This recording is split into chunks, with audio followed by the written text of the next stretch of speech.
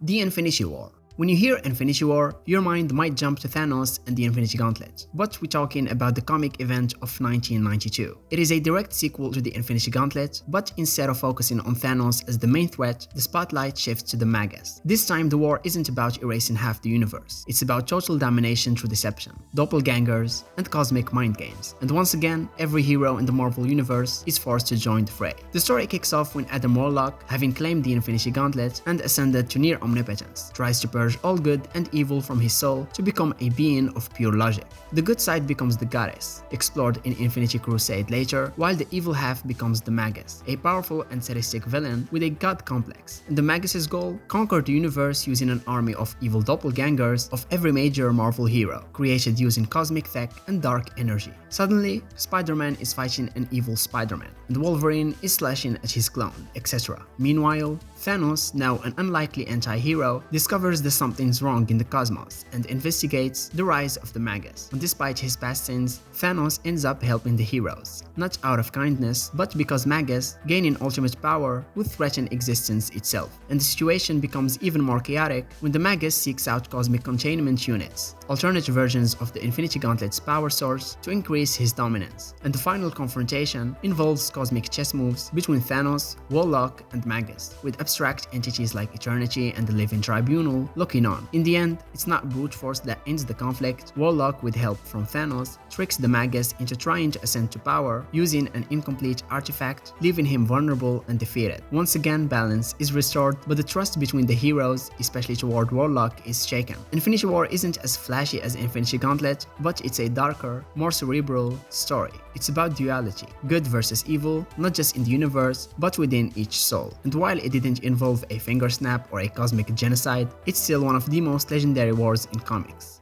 Maximum Carnage. It is one of the most iconic and violent Spider-Man crossover events of the 1990s, published in 1993 and spanning 14 issues across multiple Spider-Man titles like Amazing Spider-Man, Web of Spider-Man, and Spider-Man Unlimited. The storyline brings together Spider-Man's most dangerous villain, Carnage, and his sadistic new family of killers, plunging New York into a nightmarish killing spree. The chaos begins when Cletus Cassidy, aka Carnage, escapes from Ravencroft Asylum, bringing his alien symbiote back with him. But he doesn't just want to escape.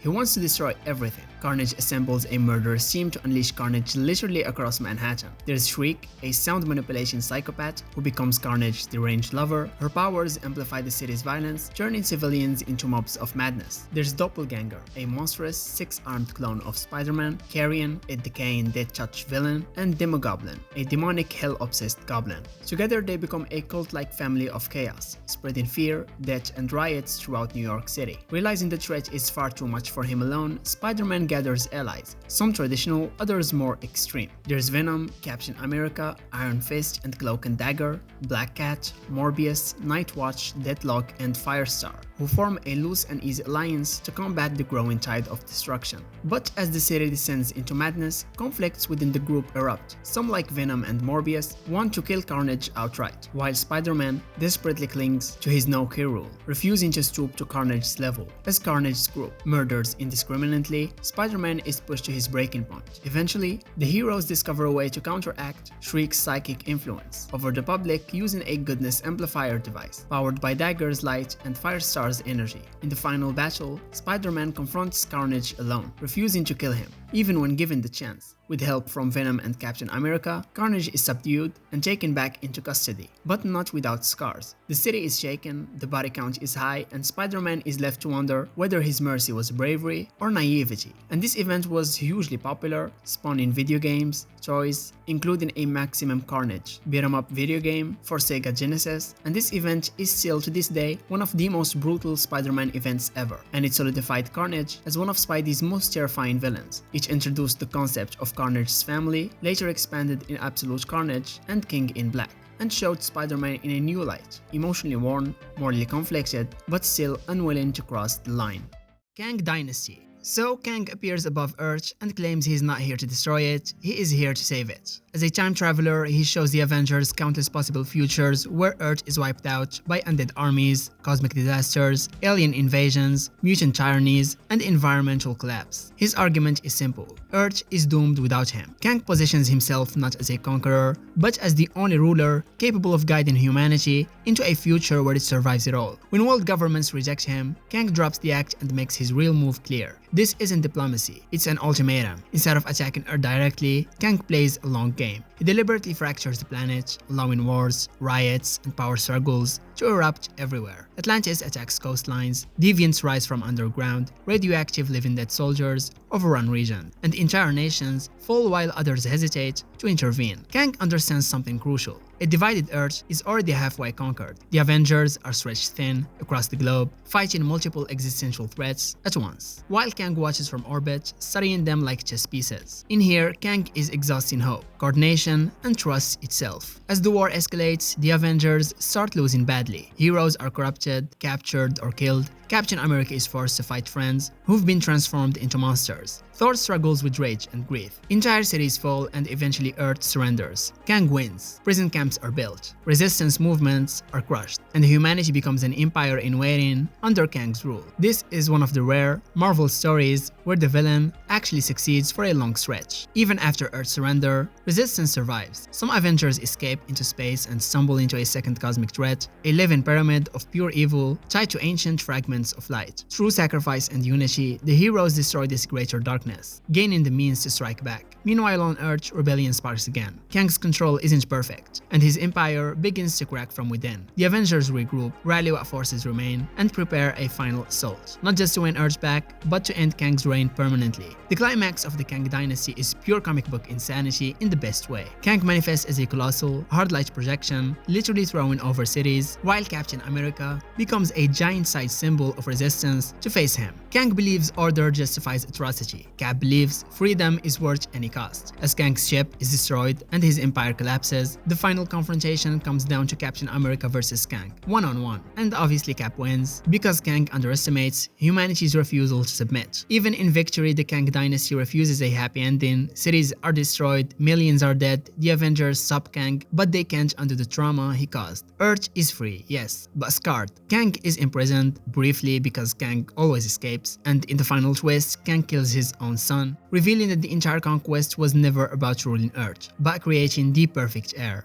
Annihilation Conquest. It is basically Marvel saying, okay, the universe survived Annihilus, now let's see if it can survive a computer virus god. After the original Annihilation War, the cosmic side of Marvel is exhausted and rebuilding. New alliances, new empires, and a fragile peace. That's the perfect time for a different kind of threat to move in. Not a wave of bugs, but a cold methodical takeover. The event starts with the Phalanx, a techno-organic collective infecting the Kree Empire and turning entire worlds into a networked machine state. It is conquest to assimilation, where individuality gets deleted like a file. The Kree are the first big victims because they are already unstable after years of cosmic wars, and the Phalanx reformats their cities. People get converted into Phalanx drones, tech gets corrupted, and the Empire becomes a breeding ground for a new kind of galactic infection. The most chilling part is the vibe. The Phalanx doesn't hate you. It doesn't even care about you. It just expands, connects, and optimizes. While the Kree are collapsing, the signal gets louder, like it's broadcasting an invitation to something that's been waiting in the dark. This event is huge for Richard Rider, aka Nova, and the rising new cosmic era characters. Nova is basically the exhausted war hero who still can't retire because the universe keeps catching fire. You also get the crew that will basically evolve into the modern Guardians of the Galaxy vibe, cosmic misfits forced to work together because nobody else can react fast enough. It is messy and desperate, and it feels like they are trying to plug a hole in space with their bare hands. Here's the thing though, the Phalanx invasion isn't just random expansion, it is a signal flare, because controlling the Kree is valuable, but what they really want is to complete their network and call in a higher authority, and that authority ends up being Ultron, and not Earth villain Ultron, but cosmic Ultron, scaling up like he's built for the galaxy now. He hijacks the situation, takes control of the Phalanx infrastructure, and turns the conquest into his personal project. Total domination, total conversion, no organic life allowed to stay free. A lot of what makes conquest hits is the body horror tech conversion and the feeling that every second matters. Words fall not because heroes lose a single fight, but because the infection spreads behind the scenes. You see the Kree trying to resist, failing, splintering, and getting swallowed by the machine. You see heroes forced into ugly calls: who to save, what to destroy, what to sacrifice. And you get the war shifting from battlefields to networks, like the heroes are fighting a plague made of metal and code that has a god's ego behind it. Annihilation Conquest cements Nova as the frontline cosmic guy for this era. It pushes the formation identity of the Guardians into the spotlight, and it reinforces that cosmic Marvel isn't just space lasers, it's politics, empires, and existential threats. Fall of the Hulks. It isn't a single clean invasion or apocalypse. The story kicks off right after the mystery of the Red Hulk explodes wide open, with the apparent death of General Ross shaking everyone connected to the Hulk's world. At the same time, Bruce Banner is at his lowest point, stripped of control, surrounded by enemies who know him too well. Instead of one Hulk problem, Marvel suddenly gives us many Hulks, many agendas, and a growing sense that someone is deliberately pulling the strings to make them all destroy each other. On one side stands Intelligentsia, led by the leader and MODOK, who are secretly planning to eliminate the 8 smartest men in the Marvel Universe as part of a much larger scheme. On the other side are 2 unlikely figures, a powerless Bruce Banner and a betrayed Red Hulk, who discovers that he himself was engineered by Intelligentsia. The emotional core of Fall of the Hulks starts with Ross's funeral, a surprisingly quiet but powerful moment that reframes his obsession with the Hulk. Ross wasn't just a villain, he was a man who believed control was the only answer to chaos. That's why his apparent death hits so hard, especially when it's revealed that Red Hulk killed him. This flips the whole board. Red Hulk isn't just a blunt weapon anymore. He's strategic, personal, and dangerous in a very deliberate way. Behind the scenes, the Intelligentsia, MODOK, the leader, and others, they are panicking, realizing that the monster they helped unleash may now be hunting them. Fall of the Hulks is Gamma versus Gamma. Red Hulk, Green Hulk, Red She-Hulk, A-Bomb, Sakaar, Lyra, and others are all maneuvering into position, often fighting each other instead of a common enemy. Old grudges resurface, alliances feel temporary, and nobody fully trusts anyone else. The Hulk family stops being a loose concept and becomes a powder keg, where every transformation feels like it could trigger a chain reaction that wipes out cities or each other. One of the smartest moves in this storyline is shifting Bruce Banner from uncontrollable monster to master strategist. Banner begins quietly working in the shadows, even forming a secret alliance with Red Hulk, something that feels wrong on every level. This is Banner at his most unsettling, calm, analytical, and willing to weaponize Hulk knowledge against other Hulks. The story makes it clear that Banner's mind, not Hulk's strength, might be the most destructive force in the room. Systematically, Intelligentsia captured figures like Reed Richards, Dr. Doom, T'Challa, Hank McCoy, and Hank Pym. Tony Stark is already incapacitated in a coma, while Bruce remains their central obstacle. As this unfolds, both Banner and Red Hulk begin forming their own counterplans against their manipulators. The Intelligentsia try to exploit Gamma power and lost control of it. Every major player believes they are doing the necessary evil, and every one of them is wrong in a different way. The Intelligentsia's endgame is finally exposed when Banner and Red Hulk launch an assault on the helicarrier, a modified version of Tony Stark's golden helicarrier, which Red Hulk had previously believed he destroyed. However, the attack is a trap. Red Hulk is captured, and his immense power is siphoned using advanced technology. The leader and MODOK channel this energy into their AIM forces, transforming them into Red Hulk-like soldiers. Worse still, the heroes who joined the assault, including members of the X-Men, Fantastic Four, and New Avengers, are also hit by this energy surge, turning Marvel's greatest heroes into Hulk versions of themselves. The story ends with Intelligentsia seemingly victorious. They command an army empowered by Hulk energy. Red Hulk is defeated and outmatched, and Bruce Banner is mentally imprisoned in a fabricated reality, unaware of his capture. This directly launches into World War Hulks, where all that built-up gamma rage finally detonates on a global scale. Siege. It's a 2010 Marvel crossover event, serving as the climatic end to the Dark Reign era. Siege brings together years of storytelling involving Norman Osborn's rise to power, the fracturing of the Avengers, and the fall of Asgard itself. It's a fast-paced, brutal event that re-establishes the true Avengers, brings Thor back into the center of the Marvel Universe, and ends with the redemption of several characters and the death of others. So after the events of Secret Invasion, Norman Osborn, aka the Green Goblin, became the head of S.H.I.E.L.D.'s replacement, Hammer, and the de facto controller of superhero policy in America. With his own twisted team of Avengers, really just villains in disguise, and allies like Taskmaster, Bullseye, and the Sentry, Osborn built a fake image of peace and order, while suppressing dissent and hunting true heroes. But Asgard, recently returned to Earth and floating over Broxton, Oklahoma, stood outside his control, and that made it a threat. Osborn, manipulated by Loki, decides to use a manufactured incident as a pretext to declare war on Asgard. When Volstagg, one of the Warriors' Tree, is framed for a disaster at Soldier Field, Osborn presents it as a terrorist attack and uses it to rally support for a full-scale invasion. And despite warnings from people like Kree Novar, aka Captain Marvel, and A.X.E, Osborn gathers his Dark Avengers, launches an illegal assault on Asgard, and tells the world it's for national security. But this time the real heroes won't stand down. With the Dark Avengers, Hammer Forces, and the Insane Sentry now fully embracing his evil Void side, Osborn leads an all-out attack on Asgard. Thor is overwhelmed and shot down early in the fight. A.X.E, the god of war, realizes too late that the war is based on lies, and when he turns on Osborn, he is gruesomely ripped in half by the Sentry. And just when things seem at their darkest, Steve Rogers, no longer dead, returns, leading the true Avengers, including Iron Man, Cap, and others, to take the fight directly to Osborn. As the battle escalates, the Sentry fully transforms into the Void, becoming a near-unstoppable weapon of destruction. Even the combined power of the Avengers and Asgardians struggle to stop him. He destroys Asgard, bringing the floating city crashing to the ground. Meanwhile, Osborn's Iron Patriot armor is shattered, and his public breakdown ends his reign. Realizing the Sentry can't be saved, Thor is forced to kill his old ally. He uses Mjolnir to finally destroy the Void, killing Bob Reynolds and bringing an end to the madness. With Osborn arrested and his dark reign ended, the true heroes reclaim their place in the Marvel Universe. The end of Siege leads to the Heroic Age. Steve Rogers is offered control of national security, but instead forms a new Avengers initiative,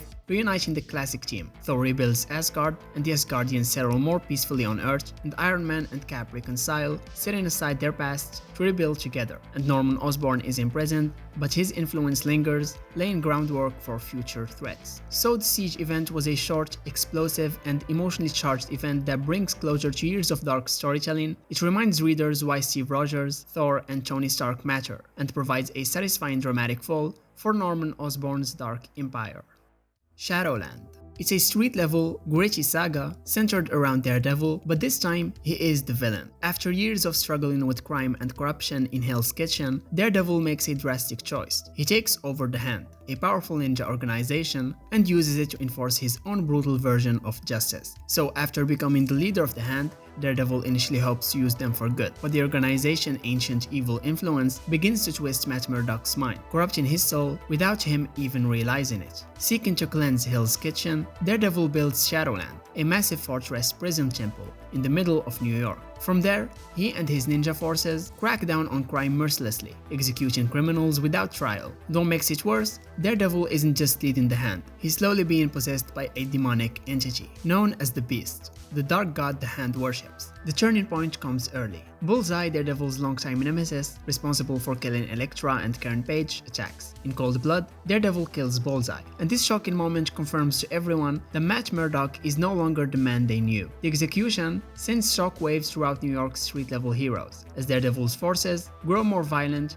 these street-level heroes band together to confront him. Spider-Man tries to reason with him, Luke Cage and Iron Fist lead the charge to bring Matt back, Moon Knight and Misty Knight operate in the shadows, trying to disrupt the Hand's growing influence, and the Punisher, always brutal, sees the Hand as an infestation to be exterminated, and the Elektra, with her complex history with both Matt and the Hand, returns to help save him, or kill him if necessary. Meanwhile, Kingpin and Lady Bullseye manipulate events behind the scenes, hoping to seize power amid the chaos. As Shadowland unfolds, it becomes clear Matt Murdock is possessed by the Beast. He builds an army of corrupted ninjas, turning New York streets into a war zone, and Shadowland itself becomes a dark temple of death, radiating evil across the city. Daredevil fights his closest friends. Even Danny Rand, aka Iron Fist, whose she powers could have healed Matt, struggles to reach him. Ultimately, it's not Fist that save Matt, it's words. Foggy Nelson and Elektra manage to break through the Beast's control, reminding Matt of who he really is. Realizing the horror of what he has done,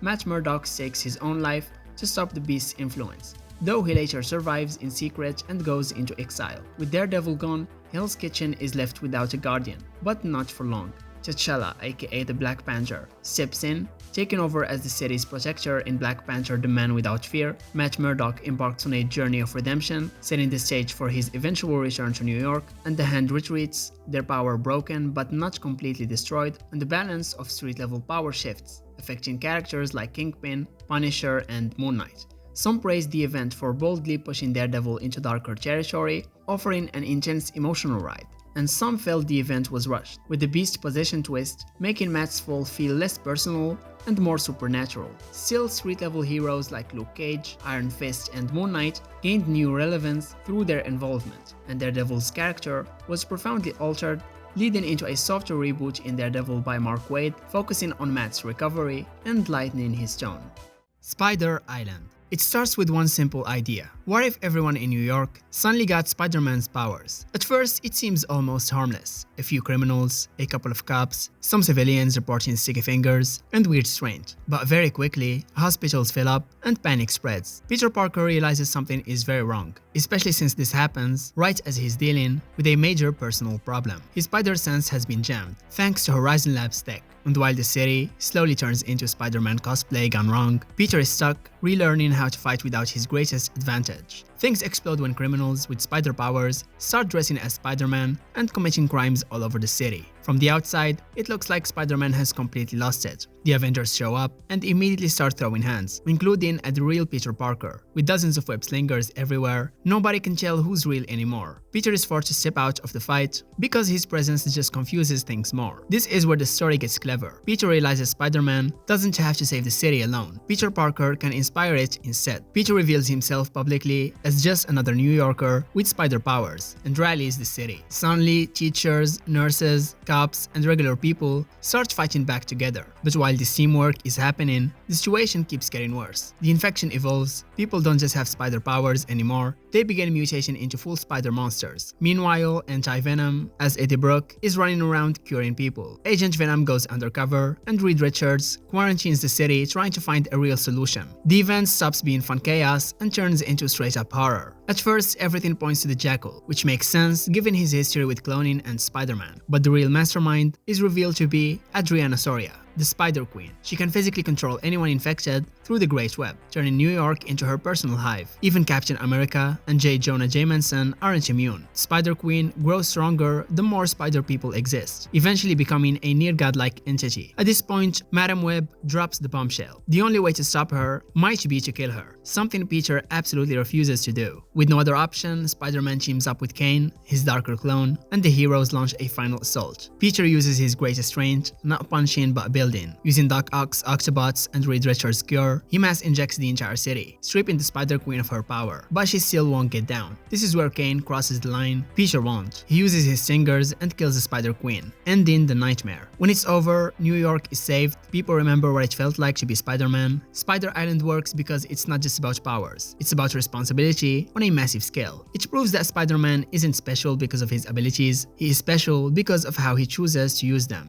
Minimum Carnage. In here, Carnage breaks out again, and everyone knows the usual routine doesn't work. You can whip him up, you can lock him away, you can throw him in the deepest hole you've got. He always comes back, and every time he does, bodies pile up. So instead of calling Spider-Man, who won't cross that line, the mission goes to two guys who might, Agent Venom and Scarlet Spider. Flash is already on edge because he's been through a lot lately, and Kane is Kane. He's basically Spider-Man's angry clone who doesn't do mercy as a lifestyle. Flash gets sent to investigate a prison break involving Clarence Cassidy, and it immediately feels off. The cell glass is broken from the inside, the escape is surgical, and the violence is way too coordinated for a normal Carnage rampage. Flash reviews footage and catches something horrifying. A small creature crawling on a guard, like a tiny killer that helped the breakout happen. That leads the trail, pointing toward a Houston project tied to something called the Prometheus Pit. Meanwhile, Kane is already dealing with his own chaos in Houston, responding to a fire and finding evidence that someone is framing him while hunting a very specific target. Carnage shows up at the Prometheus facility to grab what he needs, and that's when Kane crashes in and starts throwing hands. He snaps Carnage's neck, slashes with claws, and basically communicates, "I'm not here to stall you, I'm here to end you." Carnage actually enjoys it, because he can tell instantly that this isn't the friendly neighborhood version, but Carnage has backup. Those weird micro-sized allies that were part of the prison break, and they are using tech to open the Prometheus pit. Before Kane can finish Carnage, the whole thing turns into a dimensional escape. Carnage jumps into the pit and vanishes into a subatomic world called the Microverse, taking a reporter, Katie, with him as a witness. Flash and Kane follow Carnage into the Microverse and immediately get separated, and the story turns from street-level chase into full sci-fi war. The Microverse has factions, armies, and this huge fear of symbiotes because in their history, symbiotes are aren't just dangerous, they are world-ending contamination. Flash's Venom symbiote starts going unstable, sonic weapons rip it off him, and everyone treats him like a walking infection. Meanwhile, Carnage discovers the real reason he was brought there. They are trying to use him as raw material to create a symbiote army, basically Carnage clones on a mass scale. Carnage, being Carnage, doesn't accept being anyone's weapon. He starts slaughtering the people who thought they could control him. Eventually, everything spills back into Houston, and now the heroes have an even worse problem. Carnage has had time to absorb and grow stronger,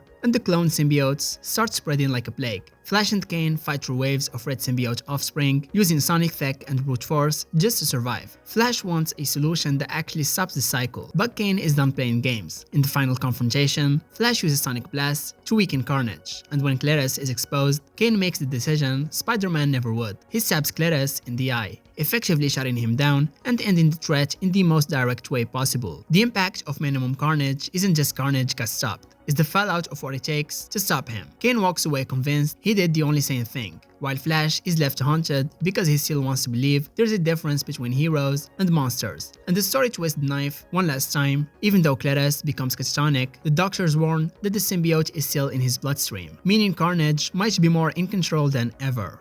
Infinity.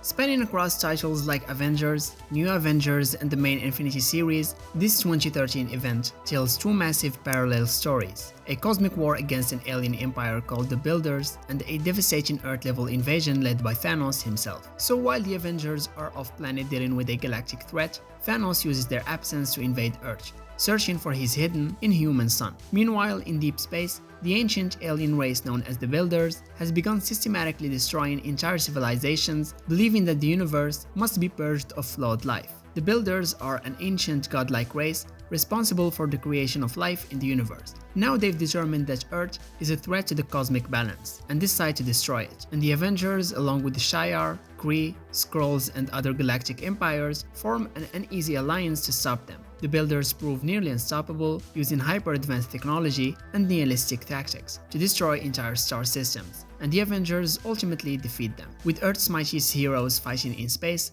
Thanos and his Black Order arrive on Earth to demand tribute and soul destruction, leaving the planet vulnerable. The Black Order comprise of Corvus Clave, Proxima Midnight, Ebony Maw, Supergiant, and Black Dwarf, and the Inhumans led by Black Bolt refuse to give Thanos what he wants. In a last-ditch move, Black Bolt unleashes his voice at full power, causing the destruction of Attilan, the Inhuman capital, and triggering the global spread of the Terrigen Mist, which activates latent Inhuman DNA across Earth, setting up future Inhuman stories. Thane is discovered and captured, but when his powers activate, he kills half of a city instantly and encases Thanos and his Black Order in living amber, freezing them in time. While these larger battles unfold, the Illuminati continue their secret efforts to protect Earth from multiversal destruction, and this ties into the parallel storyline in New Avengers, where inclusions, alternate universes colliding, are beginning to threaten our reality. Although not the main focus of Infinity, these inclusions lay the foundation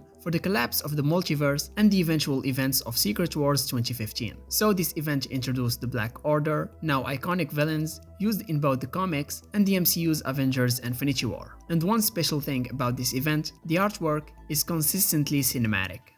A.X.E.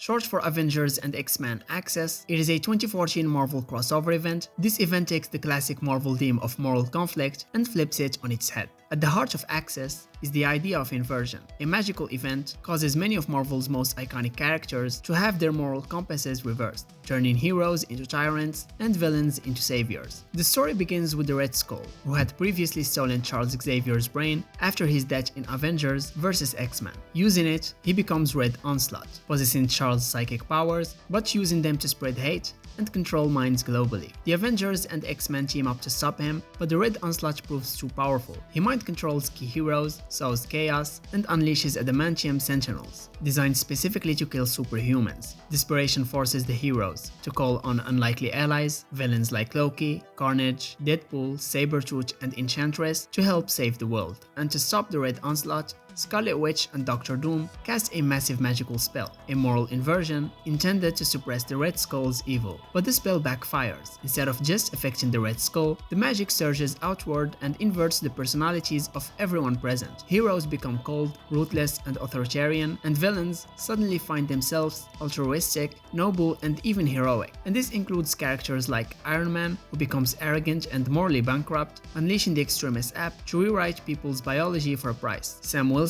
as Captain America becomes ruthlessly aggressive, punishing threats without hesitation. Thor is brutish and uncaring, and meanwhile villains like Carnage and Sabretooth become gentle and self-sacrificing. And Carnage even tries to become a Spider-Man style hero. With inverted personalities, many heroes begin taking over the world in the name of order, and the inverted villains form their own team to stop the heroes. And the few uninverted heroes and villains must gather together to undo the spell and set things right. Eventually, Scarlet Witch and Doom cast another spell, and this time properly reversing the inversion for most characters, but not all effects are undone. At the end of the event, some characters remain inverted, creating long-term changes. Iron Man stays inverted for a time, becoming Superior Iron Man, a more manipulative and morally grey version of himself. Sabretooth, now noble and guilt-ridden, becomes more like Wolverine trying to redeem himself, and Red Skull is left in a fractured state. While the core concept was widely praised for its creativity and unpredictability, some critics felt the execution was rushed or uneven,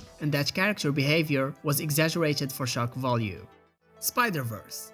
It is one of the most ambitious and beloved Marvel crossover events, published from 2014 to 2015. The event spans multiple Spider-Man titles and tie-ins, and centers around the idea that every Spider-Person across the Marvel multiverse is being hunted, and only by uniting can they hope to survive. It's a celebration of decades of Spider-Man history. Pulling in hundreds of variants, Spider-Verse delivers both fan service and high stakes, built around a new cosmic level threat that wants to erase every spider-powered being from existence. So across the multiverse, a family of vampiric beings, known as the Inheritors, are hunting down and feeding on spider totems, the mystical spider-powered beings of every dimension. The Inheritors consume the life force of spider heroes, and they don't just want to feed, they want to wipe them all out. The Inheritors include Morlun, the most infamous, who previously terrorized Earth 616 Spider-Man, Solus, the patriarch and leader of the Inheritors, Deimos, Verna, Jinx, and Karn. Each has their own method of slaughter, and as the Inheritors jump between universes killing Spider-Man and Spider-Woman, it becomes clear this is a multiversal extinction event. So realizing they're being hunted, Spider-People from across the multiverse begin to gather. Key members include Peter Parker from Earth 616,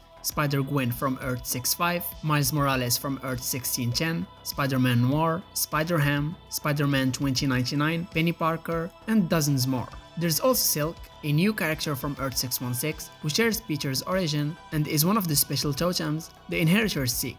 Together they form a spider army. It is later revealed that the Inheritors are hunting three key spider totems tied to a prophecy: the Bride, Silk, whose presence drives Morlun into a frenzy; the other, a primal spider entity associated with death and rebirth; and Benji Parker, the infant son of Spider-Girl, Mayday Parker, who represents the future. The Inheritors believe that by killing these three, they can shatter the web of life and destiny, the mystical structure connecting all spider beings, and end the spider lineage forever. Eventually, the heroes mount a final assault on Loomworld, the Inheritors' home dimension. With the help of Karn, the black sheep of the Inheritor family who turns on his kind, the spider army traps the Inheritors on a radioactive world, Earth 1345, where they can no longer feed. Karn then becomes the New Weaver, a cosmic guardian of the web of life and destiny, tasked with maintaining balance across the Spider-Verse. This event led to Spider-Gwen's solo success and more prominence for characters like Silk and Miles Morales, and was the first large-scale glimpse of the multiversal nature of Spider-Man before Into the Spider-Verse and Across the Spider-Verse made it mainstream.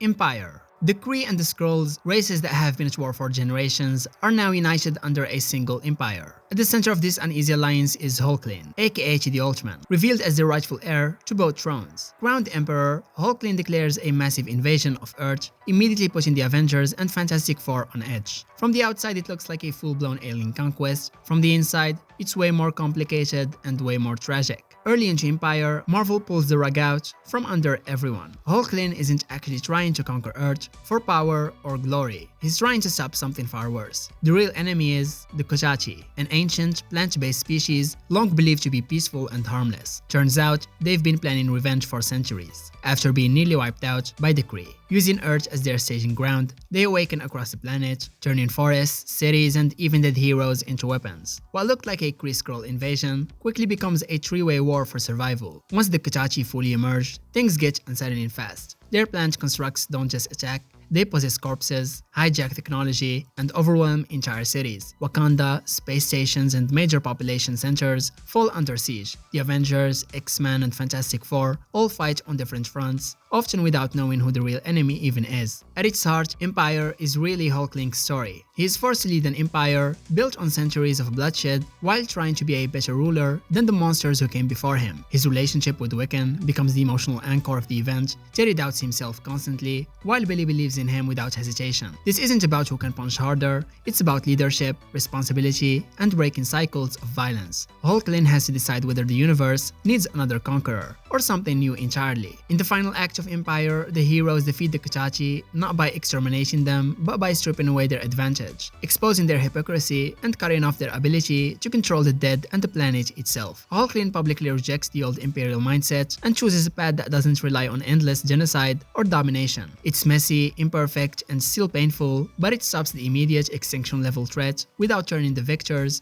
into the same kind of villains. And the story leaves behind one of the biggest cosmic changes Marvel has made in years. The Kree-Skrull alliance is real, and Hulkling is its emperor. Earth survives but now exists in a galaxy where a united alien empire is watching closely. The event also reframes the idea of peaceful species in Marvel, showing that even victims can become monsters if given enough time and rage. Most importantly, Empyre proves that not every Marvel event needs a Thanos-style genocide to matter. Sometimes the most dangerous wars are the ones fought over history, identity, and who gets to write the future. A.X.E. Judgment Day.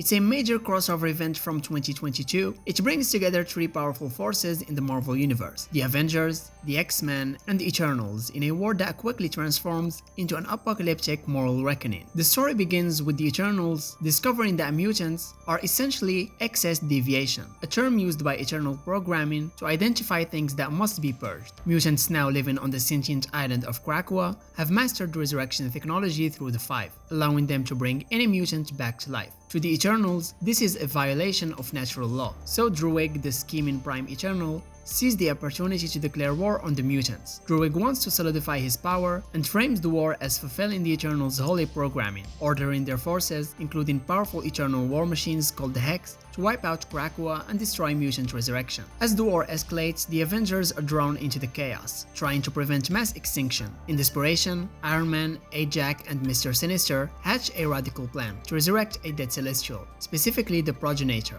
and program it with their values to act as a mediator between Eternals, humans, and mutants. The Celestial awakens, but it doesn't mediate. Instead, it announces that it will judge all of Earth, deciding whether humanity as a whole deserves to survive. Every individual, hero, villain, or civilian will be judged based on their morality, choices, and worth, and they have 24 hours. One by one, the Celestial visits individuals and renders personal judgments. It's not about power or legacy, but who they are at their core. Captain America is judged unworthy, so despite his efforts to be a good man, the Celestial sees him as ineffective at changing the world. Cyclops is judged worthy, Iron Man fails, Jean Grey passes, and even everyday people are judged, some pass, others fails, with no clear pattern or logic. The Celestial's looming presence terrifies the planet, and as it seems poised to judge Earth unworthy, mass panic breaks out. The heroes realize that the Celestial is going to destroy Earth, and in a moment of rare unity, Avengers, X-Men, Eternals, and even villains come together to try to stop it. In the climax, a small group enters the Celestial's mind, confronting aspects of his judgment and arguing for humanity's right to grow and change. A.J.A.C, who had helped resurrect the Celestial, ultimately sacrifices herself, merging with the Progenitor to reshape its judgment and give Earth a second chance. So the Celestial dies, but its judgment leaves deep scars, not physically but emotionally. Druig is dethroned after failing to lead the Eternals, and Uranos, the ancient Eternal Warlord, is imprisoned once again. But his short appearance devastated planets and showed how truly dangerous he is. A.J.A.C resurrects as A.J.A.C Celestia, a new divine being, possibly place in the Celestials, where a god made by and for Earth's people. The Eternals begin to rethink their purpose, now unbound from blind obedience, and Krakoa survives, but its vulnerability is now known, and the relationship between Eternals, mutants, and the humans is forever altered, with mutual trauma and new respect. Blood Hunt. It kicks off like Marvel deciding to hit the emergency button on Earth 616. The sky goes black worldwide, not a storm, not an eclipse, but a straight up, supernatural blackout that bolts out the sun, which is basically the go signal for every empire on Earth to start moving openly. What makes it scarier is the method. Dark Force users, people tied to the Dark Force dimension, start exploding or rupturing into portals, like living breach points that help flood the world with darkness. So this isn't Vampires Got Brave. This is a coordinated operation with a magical science backbone, and it immediately turns cities into fearing grounds. Once the darkness hits, vampires don't just attack one place. We are talking global. You see outbreaks across countries, chaos in the streets, and heroes realizing this isn't a random rise, it's an invasion. The event flexes hard by showing that even Doom treats this like a real threat, but also like something he planned for. Latveria has a nope field. Vampires crossing the border burst into flames, which is such a Doom move. My nation is safe, the rest of you figure it out. Meanwhile, the heroes are trying to triage the world falling apart in real time. Stop the attacks, stop the breaches, stop the panic, and figure out who is coordinating this. The Avengers try to respond like they always do and get overwhelmed, and the reason is the Blood Coven, basically a squad of ultra-dangerous vampires built to fight superhumans. They target symbols, taking down and capturing major heroes like Thor, Wanda, and Black Panther in the main series, because breaking the world's defenders psychologically is part of the war plan. The message is clear: your gods and icons can bleed too. And that's when you realize this event isn't about Dracula doing Dracula things. It's something bigger and way more organized. The sickest pivot early on is that Blade appears to be the guy with a plan, until he isn't. He links up with Strange and Clea, talks like the expert, and then boom, he betrays them, revealing he's at the center of the nightmare. If the one guy who should be vampire-proof is compromised, then anyone can be compromised. The heroes start realizing this isn't just Blade went evil either. There's something wearing Blade, using his rep, his skills, and his access to move pieces around the board while everyone is distracted by the surface-level vampire apocalypse. Eventually, the mask comes off. The mastermind is Varnai, the first vampire, basically the original source code of vampirism returning to claim the world. That's why everything feels larger than vampire politics. The ritual stuff, the temple, the Dark Force flood, this is an ancient plan reaching its endgame. On the hero side, you get the best kind of Marvel desperation alliance. Dracula reluctantly helping because Blade and Varnai threatens his entire vampire nation too. And then the other nuclear twist. Dr. Doom steps in, offers a solution, and demands the thing he always wants: power and authority. Doom maneuvers into becoming Sorcerer Supreme, and you know this is going to be a problem later. The last stretch is basically everyone throwing their best shot while the world is suffocating. The heroes need the darkness gone, the vampire chain of command broken, and Blade saved, while Varnai is trying to evolve into something even worse. The resolution is a mix of bloodline weakness, with Blade's daughter being the key, and the heroes making ugly choices, and Doom performing some kind of magic. The darkness recedes, the immediate apocalypse ends, and Doom immediately flips the script. He doesn't just save the world, he claims credit and keeps the mantle, setting up the political magical fallout that rolls straight into one world under Doom.